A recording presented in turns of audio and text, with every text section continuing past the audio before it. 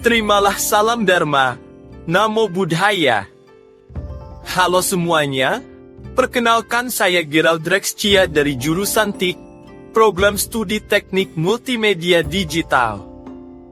Pada kesempatan kali ini kita akan membahas salah satu ajaran pokok dalam Buddhisme yang sangat penting untuk dipahami, yaitu hukum tilakhana atau 3 corak umum yang menjadi landasan pemahaman terhadap hakikat kehidupan. Mari kita mulai dengan pengertiannya. Pengertian hukum tilakhana. Tilakhana berasal dari bahasa Pali terdiri dari kata ti yang berarti 3 dan lakhana yang berarti corak atau tanda. Jadi tilakhana adalah 3 corak atau 3 ciri umum dari semua fenomena yang ada di dunia, baik yang bersifat jasmani maupun batiniah. Semua 3 corak itu adalah anicca, ketidakkekalan, dukkha, penderitaan atau ketidakpuasan, dan anatta, tanpa inti diri, tanpa aku. Ajaran ini menekankan bahwa segala sesuatu di dunia ini tidak kekal, selalu berubah, tidak dapat memberikan kebahagiaan abadi, dan tidak ada satu inti diri yang kekal di baliknya. 2. Pembagian hukum tilakhana. Ada pula pembagiannya.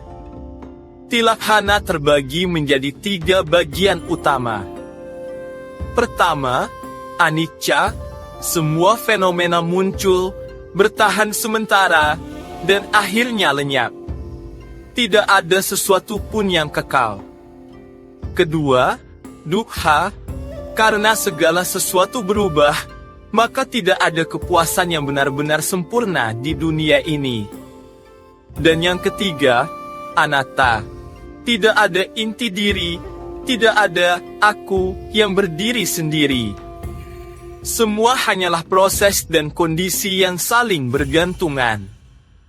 Ketiga corak ini saling berhubungan erat dan tidak bisa dipisahkan.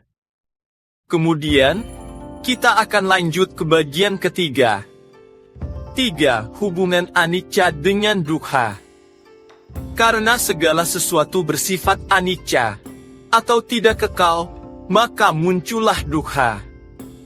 Misalnya, kita menyukai sesuatu, entah itu orang yang kita cintai, harta benda, atau bahkan kondisi tubuh yang sehat. Tetapi ketika semua itu berubah atau lenyap, kita merasakan penderitaan.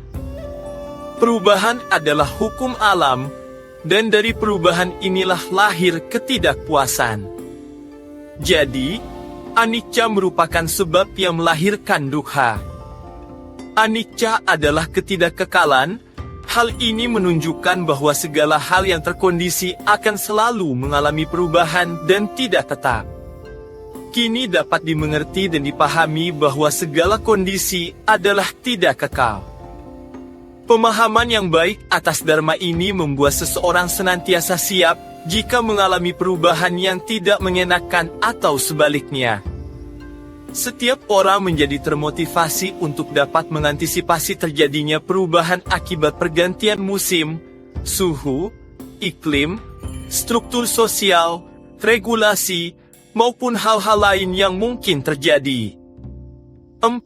Hubungan dukkha dengan anatta. Ketika kita menyadari bahwa semua yang kita alami membawa dukkha, kita mulai memahami bahwa sebenarnya tidak ada sesuatu yang bisa kita sebut sebagai milik kita yang abadi. Tubuh ini sakit, menua, dan akhirnya mati. Pikiran kita juga berubah-ubah, dipengaruhi oleh kondisi. Karena itulah, apa yang kita sebut sebagai aku, sebenarnya hanyalah kumpulan unsur jasmani dan batin yang tidak kekal. Kemudian, yang kelima, yakni hubungan anicca dengan anatta. Karena segala sesuatu selalu berubah, maka tidak mungkin ada diri yang kekal. Bila sesuatu bersifat anicca, maka secara otomatis juga anatta. Misalnya, tubuh ini setiap detik mengalami perubahan sel-sel berganti. Usia bertambah, kondisi fisik menurun. Pikiran pun demikian, tidak pernah sama dari satu saat ke saat lain. Dari sini kita belajar bahwa tidak ada satu identitas tetap yang bisa kita pegang. Pemahaman tentang anicca menuntun kita untuk menyadari anatta. Selanjutnya, bagian ke-6.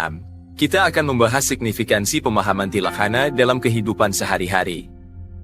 Mengapa tilaksana penting untuk dipahami? Karena dengan menyadarinya, kita bisa hidup lebih bijaksana dan tidak terjebak dalam penderitaan.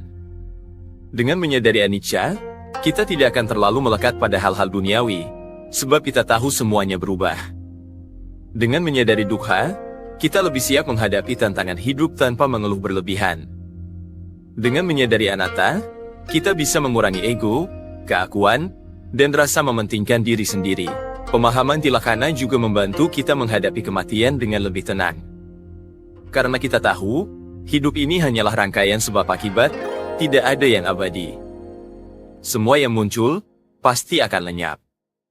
Dari yang kita simpulkan, kita tahu bahwasanya, ketiga corak itu adalah anicca, ketidakkekalan atau perubahan yang terus-menerus. Dukkha, penderitaan, ketidakpuasan, atau rasa tidak nyaman yang melekat pada kehidupan. Anatta, tanpa inti diri, tanpa suatu aku yang kekal dan berdiri sendiri.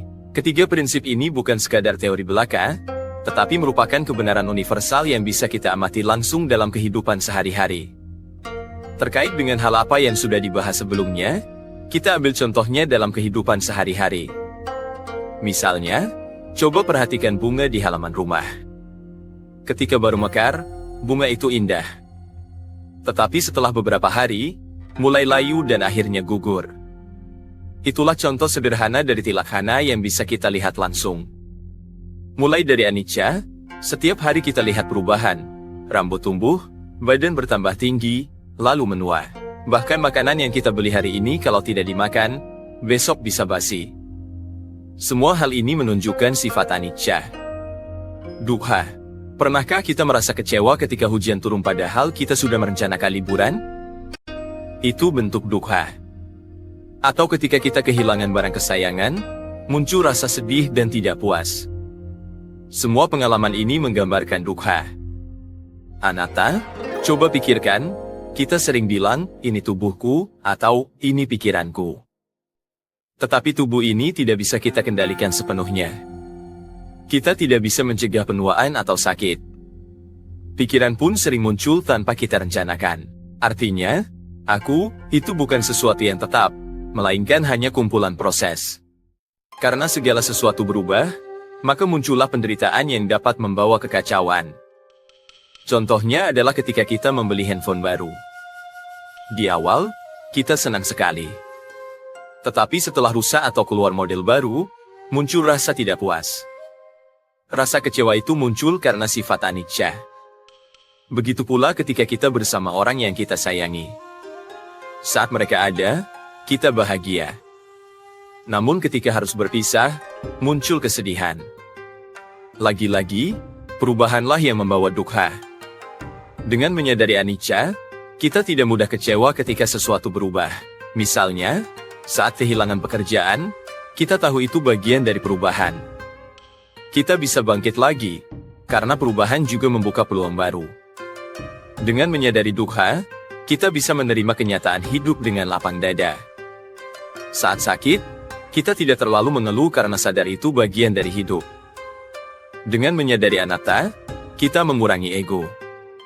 Misalnya, saat bekerja dalam tim, kita tidak terlalu mementingkan diri sendiri, karena sadar tidak ada aku yang berdiri sendiri. Semuanya saling bergantung. Dengan memahami tilaksana, kita belajar tidak melekat berlebihan, tidak sombong, lebih sabar, dan lebih bijaksana menghadapi setiap situasi.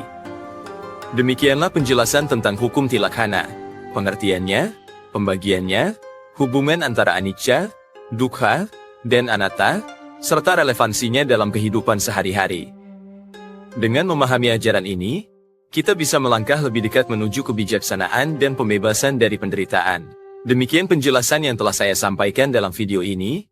Semoga bermanfaat, kurang lebihnya mohon maaf. Sabbe Sata Bhavantu Sukhitata. Semoga semua makhluk hidup berbahagia. Terima kasih dan terimalah salam Dharma. Namo Buddhaya.